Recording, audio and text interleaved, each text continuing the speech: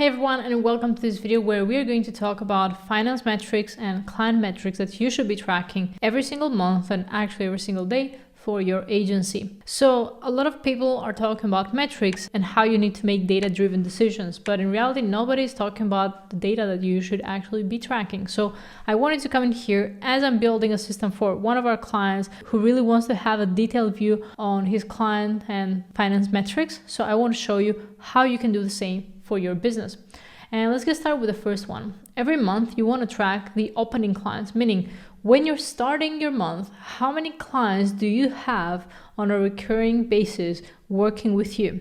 And this is going to allow you to see how is your business doing in general. You can compare the growth rate over time and you can see how the current month is doing compared to the previous month, right? And how many clients are you actually retaining? This is a really great number to see how many clients you're actually retaining. And the way that you can find this information is by tracking the client status as well as the subscription, right? Like it's a little bit more advanced to track the subscription if you don't really use subscriptions or you have different payment methods. But if you have a client CRM, then you can easily identify who are the clients that you have, and when you started the month, how many clients did you have, and now that you're ending the month, how many clients do you actually have, right? And you want to track the number of clients, and you also want to track this in value, meaning like in MRR, how much do you have in monthly recurring revenue at the start of the month. And you can do this in total if you have multiple services and you want to do it for your company. So that's what I mean with total.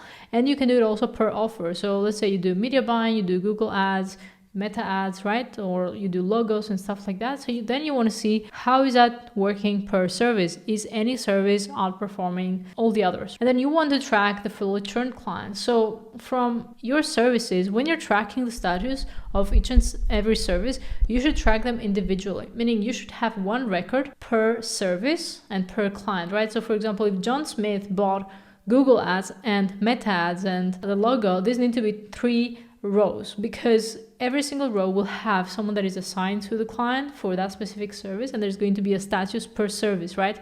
If you're trying to merge all of this in one row and track it on your database like one status for all 3 of them, this is going to be inaccurate, because it could be that the logo is completed. Now, why is it still being tracked like active, right? In fact, the client will be inactive at that point. Or if the client decides to just do Google ads and not do meta ads, then that would also be inaccurate, right? So you want to have the client profile, which would be a different table, different list of like with the unique clients. And then you're going to have the services table where you're going to have 1 row per service, okay? And then you would know from your services table, if a client is inactive for that specific service, you would know that, okay, if a client is inactive on all services, then it's fully churned. If they are inactive for certain services, they went inactive this month or last month, then you would have a partial churn of this specific client, right? And the way to know if it was for this month or last month, of course, you need to track the cancellation date, right? Like when did this person churn? When did they cancel the subscription? And you would know if their status is off-boarded, dropout, or on pause. And then you want to know how many clients churned, fully churned or partially churned per offer, and then in total for the previous month, right?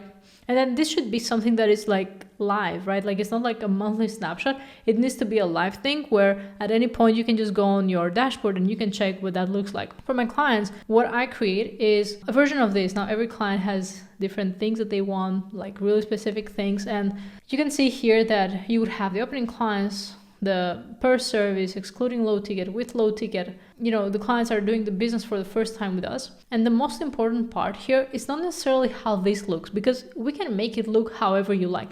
The most important part is the quality of data, right?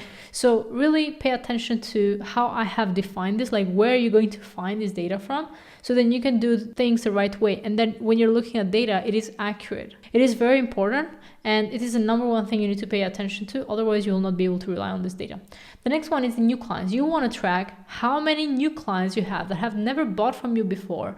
So then you can see if you're reaching new audience and if new people are getting in your pool of buyers who are actually converting, right? And you want to see that in total, meaning for your entire company, how many new clients you have, and then how many clients that are new do you have for your Google ads, for your SEO, for your Facebook ads, for your logo, for your branding, whatever you're doing. And again, it is the clients that haven't bought before from you. And the way that you're going to track this is by tracking your deals.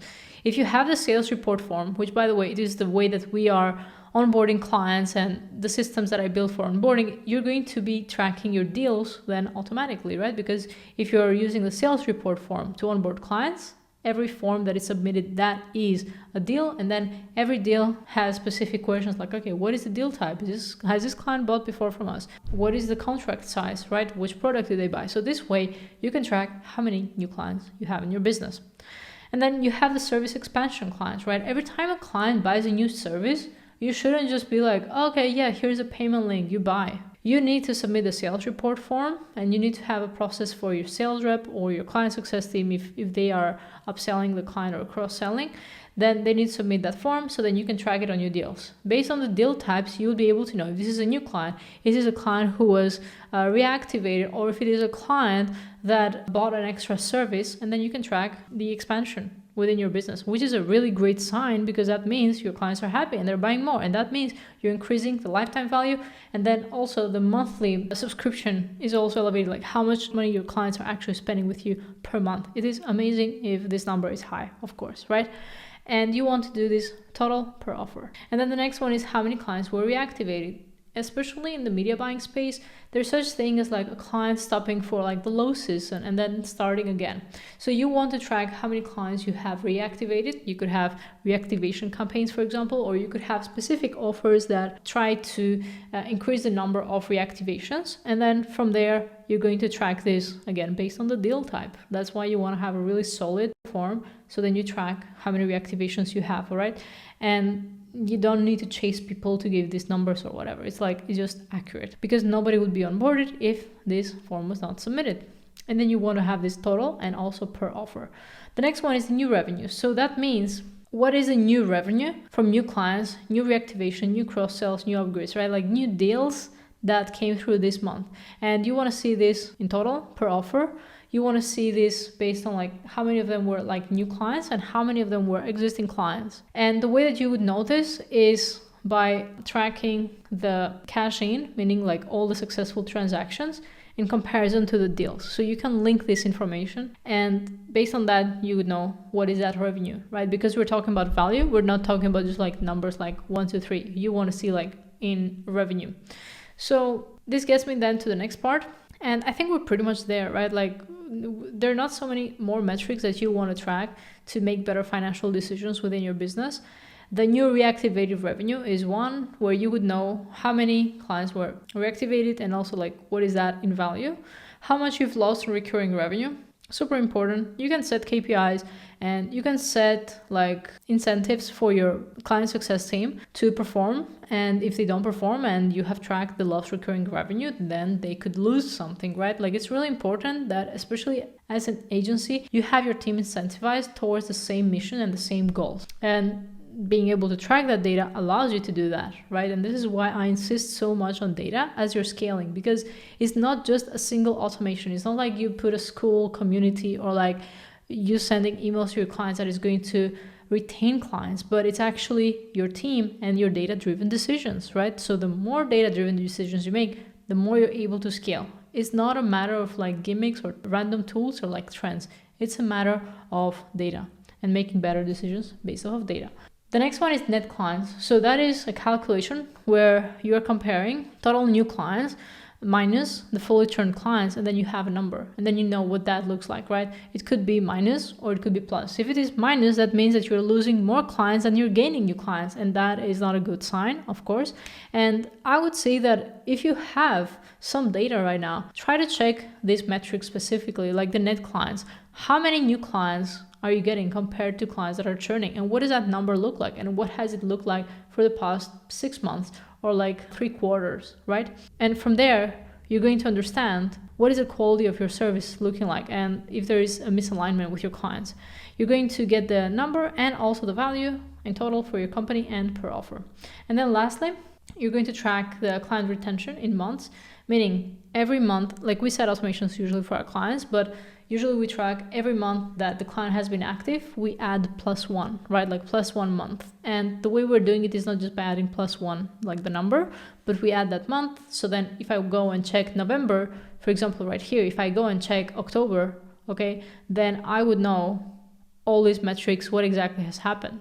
And this is one of the benefits of using a system like Airtable and not just like Google Sheets, because first of all, Google Sheets are harder to maintain, and with Airtable it's all like pretty organized, and you can just go and check your dashboard the same way we build for our clients. You can build whatever dashboard you like. Of course, it takes some time to build this, and it's not simple, right? It's like really on the back end, like doing some data architecture and engineering. So though the outcome is really rewarding. Then the last one is monthly recurring revenue. We track this from deals. How many offers have you sold? And you do this total or per offer. And then you see that your business is either growing or it's not growing. And then you take action based on that. So these are the main key performance indicators that you should be tracking with your agency if you want to know if this agency is performing or not. It's not just a matter of like, oh, did we close new clients or not? Because you could close new clients and your business could still be doing terribly, right? You need to fix your backend. You need to fix your team. You need to fix your delivery. Don't just focus on the marketing and the sales. Are we booking calls? Are we closing deals? Are we getting new leads? Because sure, you could do all that and still your business is unprofitable.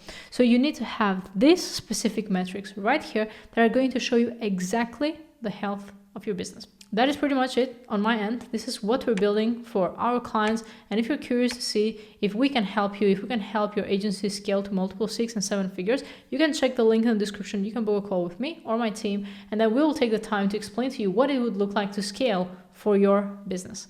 So thank you for watching, and don't forget to subscribe.